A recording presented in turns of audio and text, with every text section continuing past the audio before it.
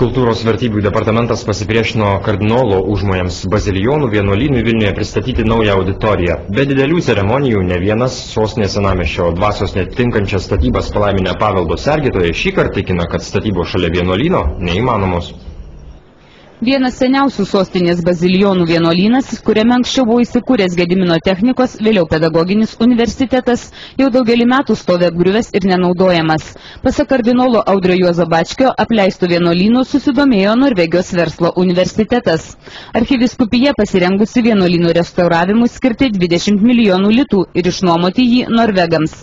Tačiau verslo universitetui reikalinga papildoma auditorija, o jos statyboms kultūros paveldo departamentas neišduoda leidimo.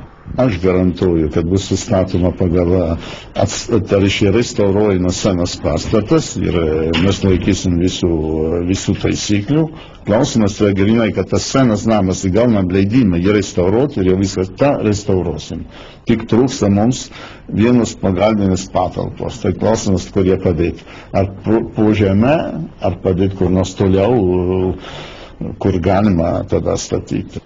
Tačiau kultūros paveldo departamentas tikina, kad šalia vienuolyno vykdyti statybų neleidžia įstatymas. Bet kokia nauja statyba iš tikrųjų toje vietoje, kurioje griežtai taikomas restauravimo, atkūrimo režimas, yra negalima nei ant žemės, nei po žemę.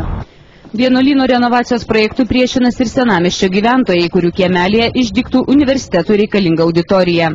Sunerimęs dėl stringančio vienuolyno atgaivinimo, kardinolas pagalbos kreipėsi į premjerą. Norėjau pasikalbėti ir gauti ir patarimų, ir kad taip pat nurodyti, kokiais keliais galime eiti, kad pramušti tas, sakyčiau, tas paralyžius, kuris viską sustabdo, ir negalime eiti pirmin dėl leidimų, kai kurių leidimų. Premjeras žada pasidomėti, kodėl kultūros paveldo departamentas išdavęs ne vieną leidimą senamiesčio dvasios netitinkančiams statyboms, taip ryžtingai priešinasi kardinolo užmojams atgaivinti vienuolyną.